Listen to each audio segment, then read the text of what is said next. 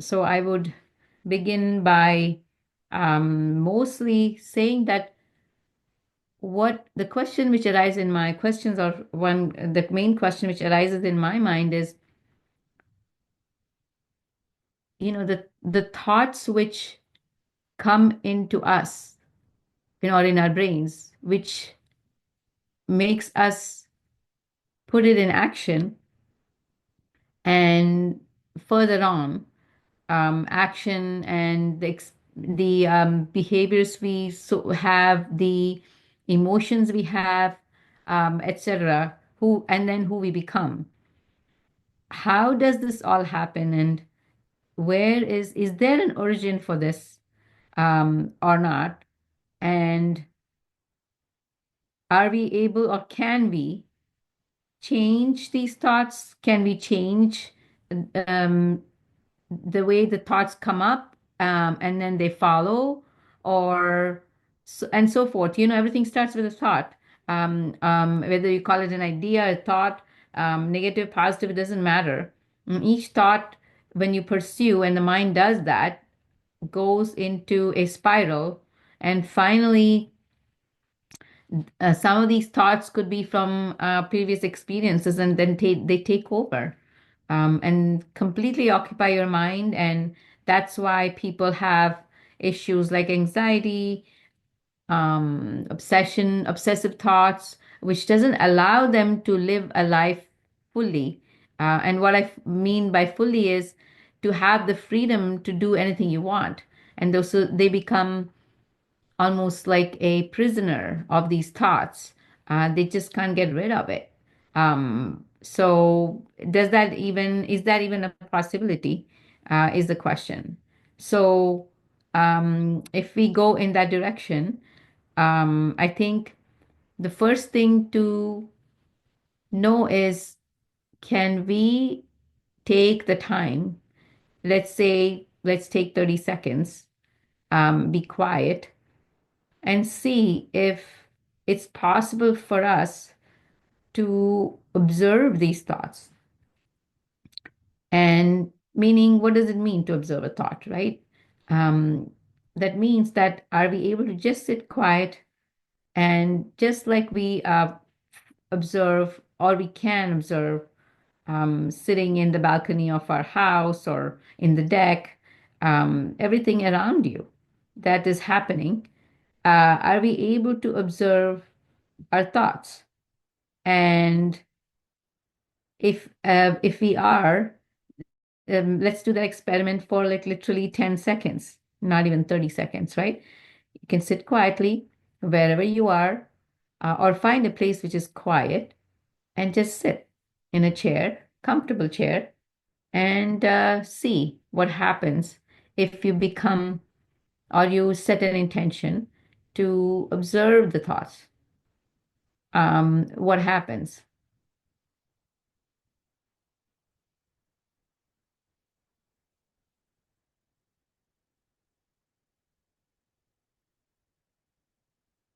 So the idea is, what did you notice? Were you able to observe the thoughts? And what happened when you became the observer of these thoughts? Did one or two thoughts pass by, and did you take the third or the fourth thought, and then it became another thought, and then it became another thought, and then it became a thought, and then you don't even know where it's going. It went from the thought which was started, or which had started in the beginning, had nothing to do with where it ended. So what is happening here? I think the main thing which is happening here is, we started with the fact that we can observe the thought. I think that is the first thing we want to get to. So if you were able to even observe the first few thoughts, that means you realize that you are not the thought. That means if you were the thought, you couldn't observe something. And that is the first lesson we learn about the mind. And the more you take your time to be in the position, or in the state of observation, the without jumping into a thought, or without really pursuing a thought or getting into the thought per se, if you want to call it that, the more you feel centered. And what does centered means? Meaning being calm. But it's not always possible because you have these past memories and experiences which come rushing in when that thought comes in, that particular thought comes in, and then it's all again, you go through this whole cycle of whatever past experiences you've had. It's kind of reliving it again and again. But what I'm trying to say here is that's what normally happens. But I think the first idea is to be aware of the fact that you can observe a thought. So basically, being aware of a thought, if that resonates with you. And if we go from there, the more time you take to do that, you can see and to dismiss the thoughts as they are without trying to pursue them, without trying to stop them, because sometimes that's also a problem, right? Meaning there's this barrage of negative thoughts which come at you, and that's why people become anxious because you don't know what to do with these thoughts. You feel that they're taking over your mind and your being and your life, and that's how panic disorders happen. They come out of nowhere because this cycle repeats itself again and again and again. And that becomes stored in the subconscious mind, which just, props up or pops up more than occasionally. And that becomes your new reality. So, what happens here when we have these thoughts? So we don't make a choice there to just kind of let it go. We do whatever the mind or the thoughts want us to do. So then, the more and more we pursue certain thoughts, then that leads to a specific behavior. And now that behavior happens not just in a day or two, it happens over years, actually, maybe 1 year, 2 years, 3 years, because the mind doesn't adapt to it so quickly, saying that, oh, okay, this is the thought, I'm going to be obsessed about it and go on. It's more like seeing a pattern of what you choose to do it unknowingly. You're not choosing it intentionally, consciously, but it just happens because you're going with every thought, or with you let your mind pursue every thought. And that's why it's so confusing because you cannot pursue every thought. And so that gets into a confused state and you don't want to think about it anymore. And where are they going to go? They're going to go in your subconscious. So let's come back to the choice part of it. So when you make these choices unknowingly, then it leads to a certain behavior of yours. And when this happens, then you attract experiences which are kind of in the same realm or in the same um, vibration as the behavior. And then what does experiences do to us? We know that. Why, what are we talking about in the first place is certain experiences gives rise to certain emotions, like all the things just happened in your past. Like we said, certain events, whether it's good or bad, gives you a certain experience, and that experience creates certain emotions and feelings. And now these emotions are so powerful that they are stored in your memory. And then these memories, what they do is they're not sitting there. When there is some environment which is very, very similar to the past experiences, the mind's job is to bring the same thoughts over again. So you see the cycle, right? The thoughts, and create certain behavior. The behavior creates experiences.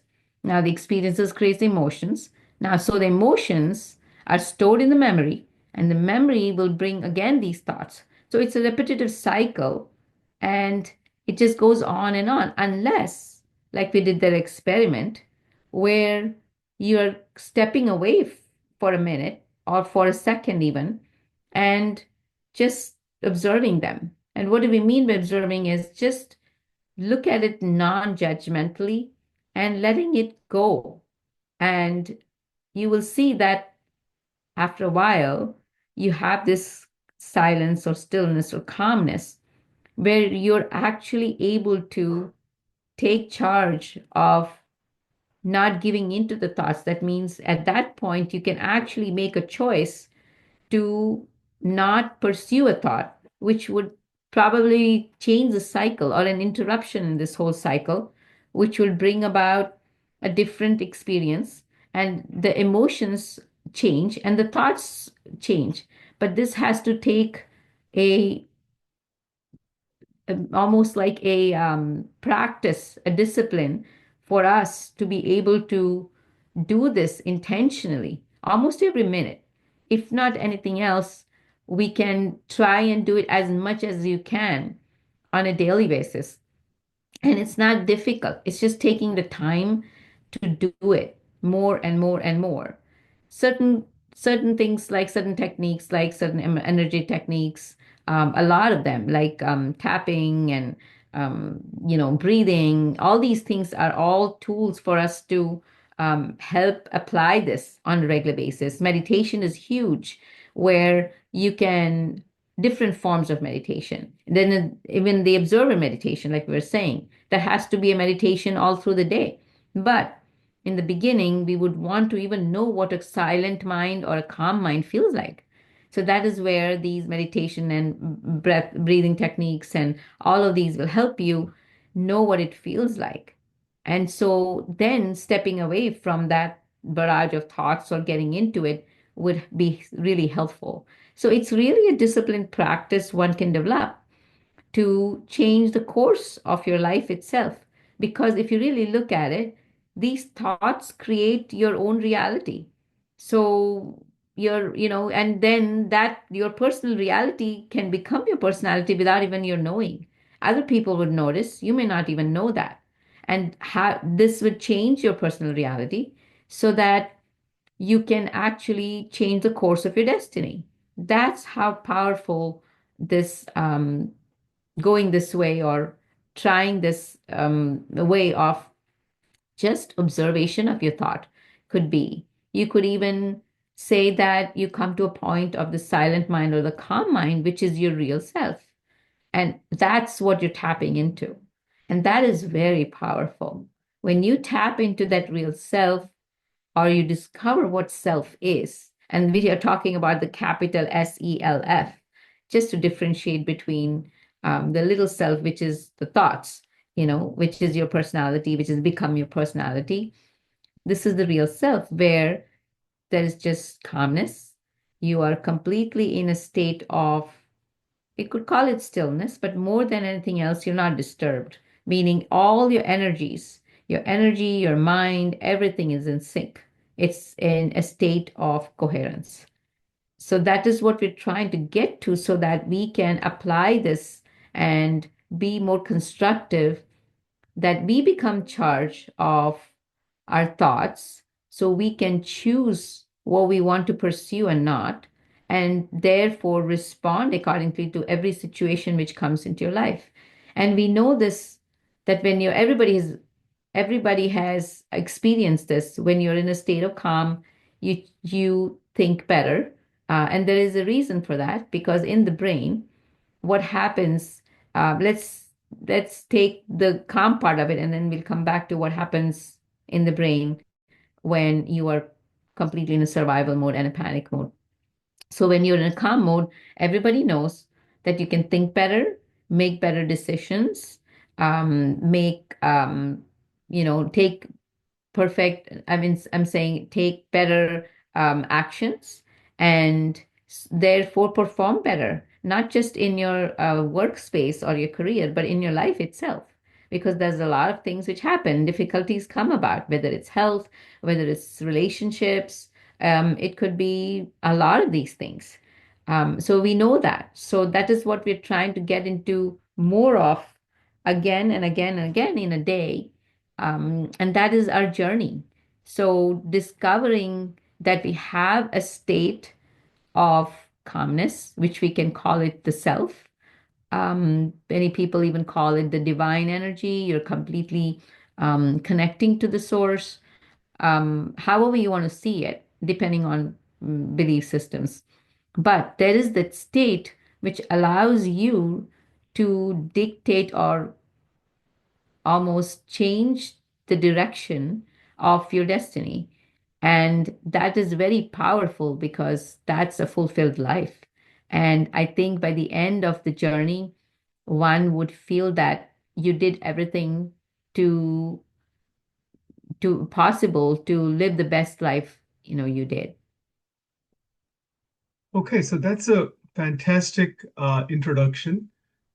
This is definitely very, very powerful. I do feel that you've hit on so many different points here. So I just want to make a few comments in our conversation and then also ask you some questions about this.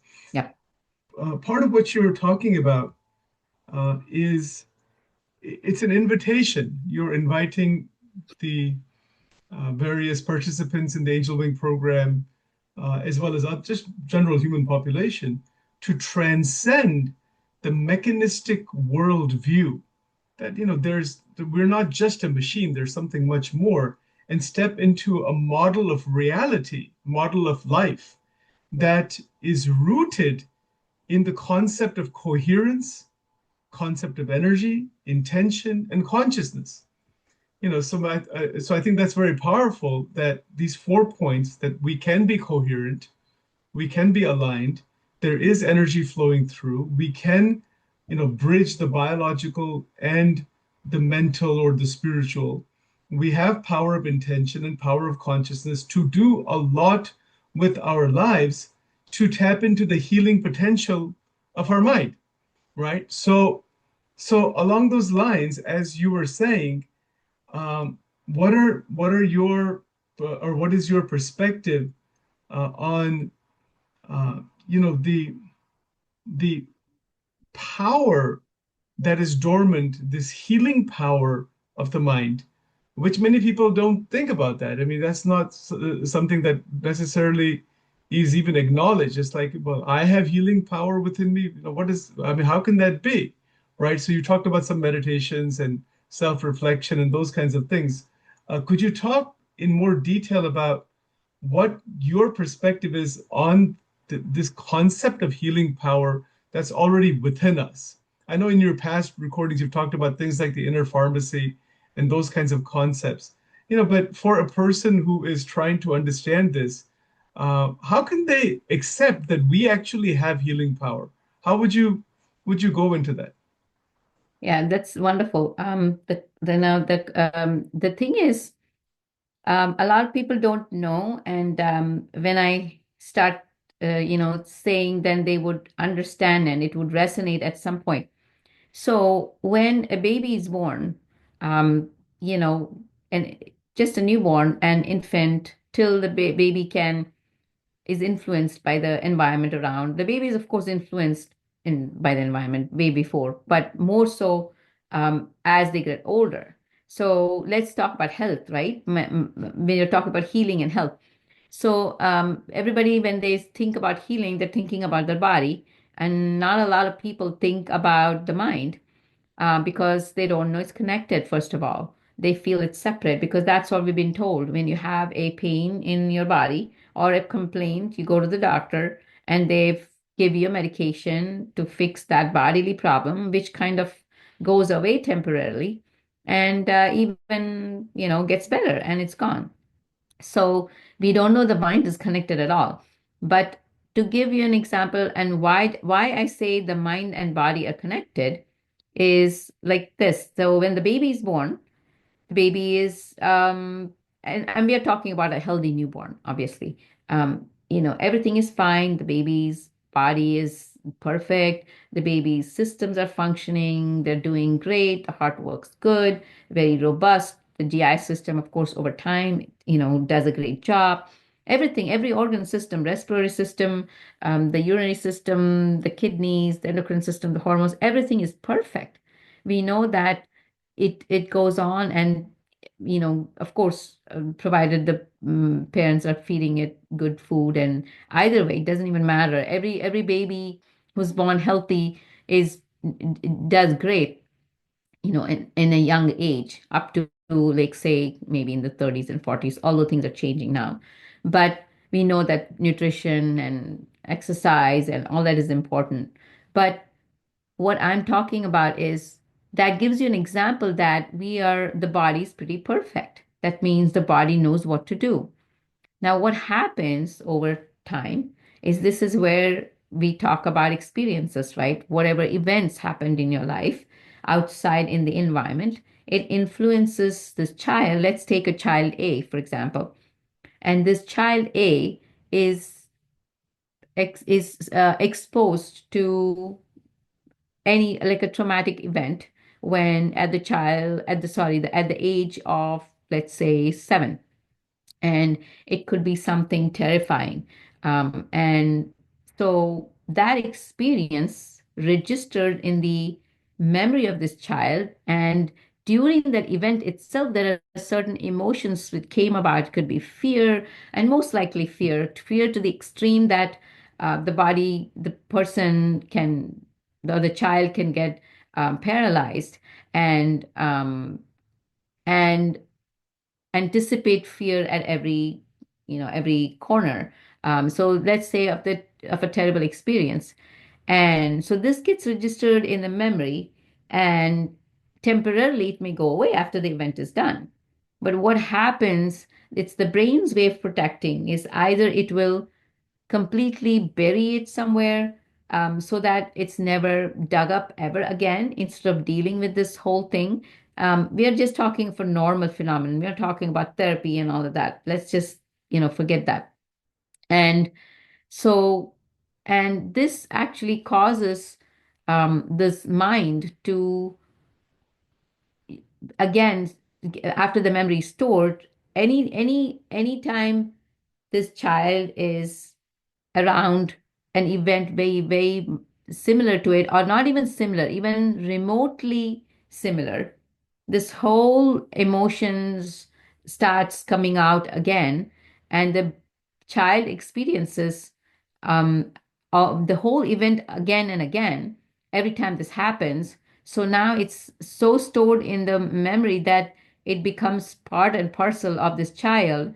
And what happens over time is this just doesn't only cause all these experiences doesn't only happen in the mind. Every time there is something happening in the mind, it the body goes with it. That means the body reacts to it. Every time there is this emotional upheaval, the body goes through increase in blood pressure, the hormones go haywire, your gastrointestinal system, which is the stomach, goes, for a toss, to say that. It goes through this whole sequence of, people having cramps in the system, like hit at the belly. Even the legs, the nerves started hurting. You start having pains in different part of the muscles. So these are all the bodily reactions which happen to this experience. And over time, I'm talking of an extreme situation, but even little experiences, whatever you feel, has this bodily reaction or response to every single thought. Every single thought has a consequence. And because the thought causes feelings have emotions, and emotions cause these bodily responses or reactions. More not response is something you can control, but you cannot control the reactions.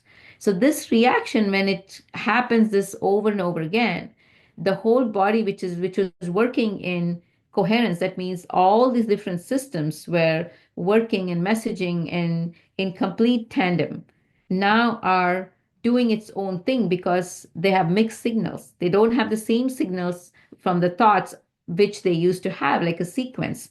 Now it's all over. So the body is desperately trying to keep it together in some form. But that form changes individual to individual. And that is how diseases are created.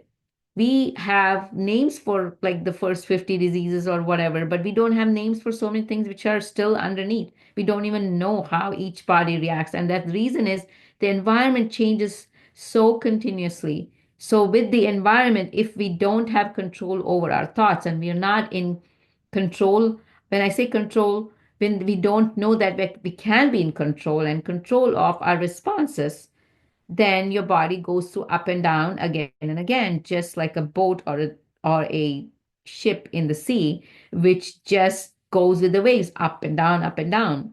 Eventually, the body is tries its best, and finally, as age catches up, and not even age, it depends what the disease takes over. The body just gives up and the person dies. And now that's why you see people with a lot of diseases and people dying young, things like cancer, malignancies, which is the same thing, and everything. So the if you look at this, the connection between thought and the body, it's and you are able to understand how much of your thoughts actually cause these problems in your body or diseases. So when you come back to that, you know that every thought matters. And so that is why it's important for us to use as many tools as possible for us to be in the state of observation, on not reacting to what happens in your environment. When I say not reacting, you are going to have some reaction, but then as soon as you recognize it in the form of energy conservation, however we want to look at it, or going back to your state of calm, staying in that self, then the more you're able to respond better, in which you're creating an environment in your body which the body can actually function the way it should. So this is what we're trying to do. Okay, that's very nice, very beautiful, and that's very clear. So to extend the conversation a bit further, with regards to, the impact of the mind or the brain on the body, we've talked about this before, the brain mind or mind brain body connection. Hence, there is an intersection of neuroplasticity and psychoneuroimmunology. And I just want to break these words apart. Maybe you can explain these a bit. This is a word that people are becoming familiar with, neuroplasticity, that the brain changes, right? That the brain can change because of learning, because of experience in other ways. Could you explain for the layperson what is meant by neuroplasticity? This is one question. And then the other question is, we have an immune system, obviously, that fights off diseases and those kinds of things. So there's neuroimmunology, how the brain and the mind kind of, the brain mind affect the immune system. So I don't know how you want to go with that, but it's a very broad area.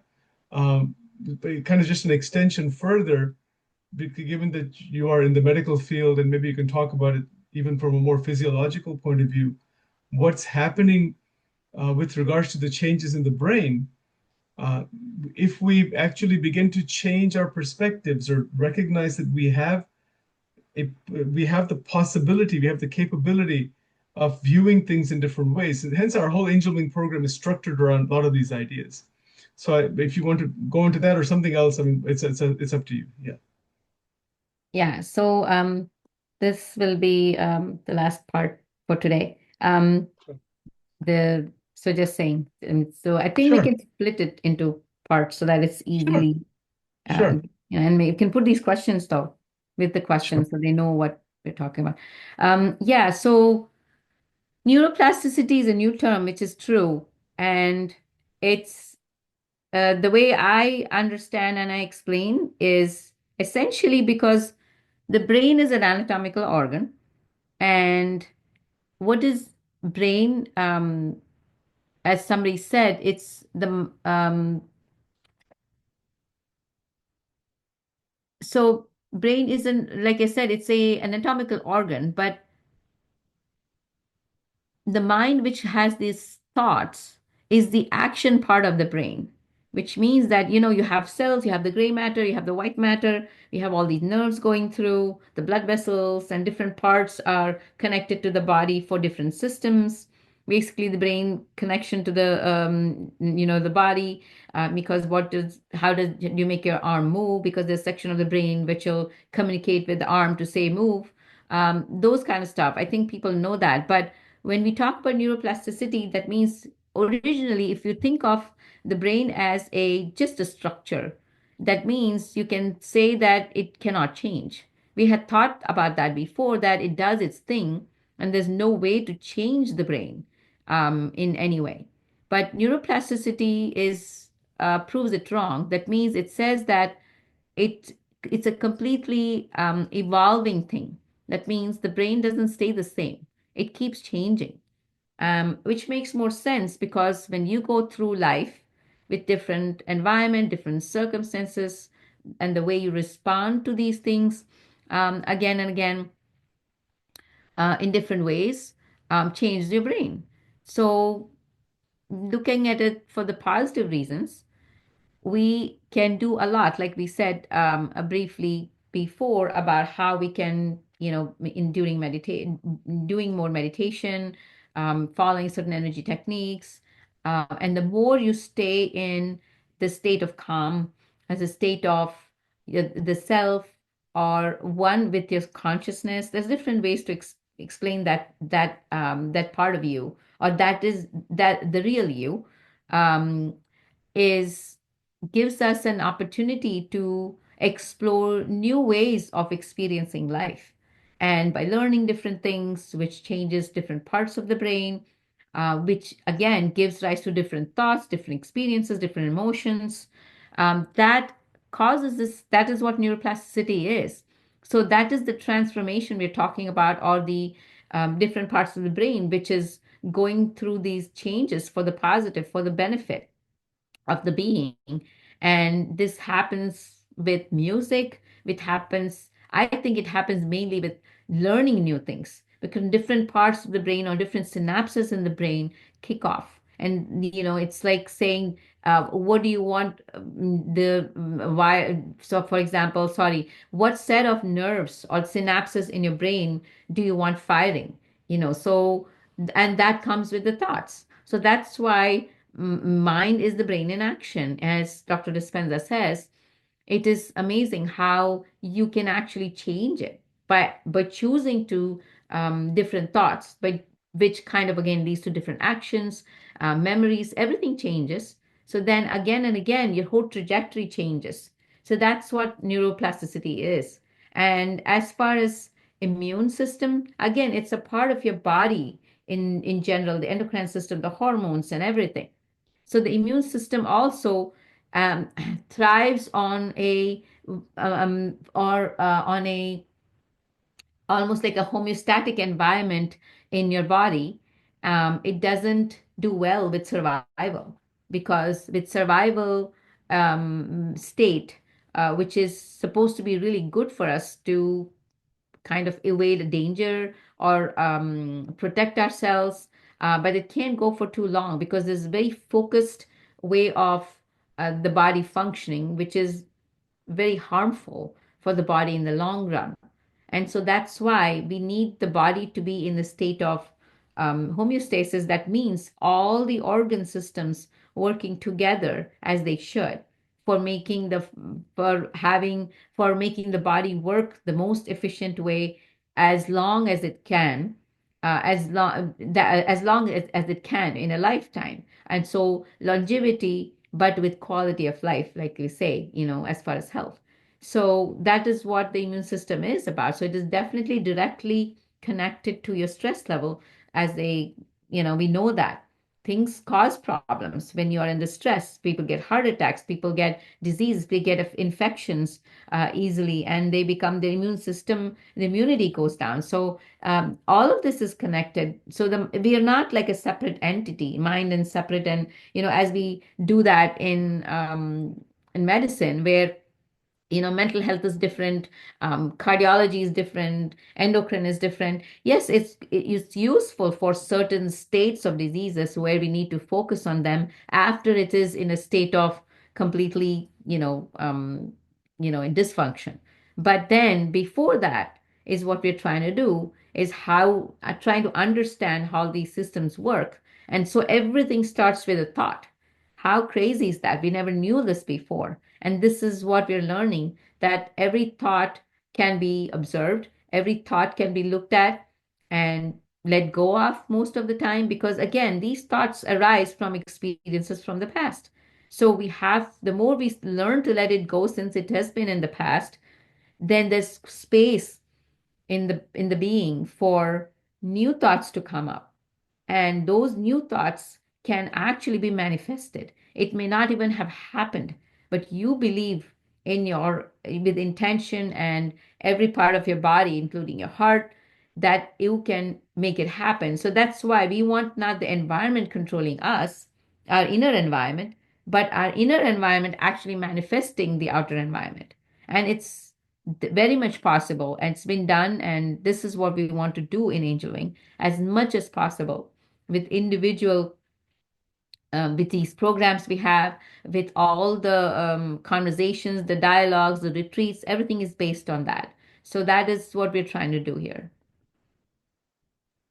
Okay, that's fantastic. So that concludes our conversation and our this beautiful recording for today. Today's the 29th of May 2025, and we'll continue. We'll pick it up next time, just from this point further, on similar subjects as we continue to move along. Thank you, Dr. Kripalu. Thank you, Sachin.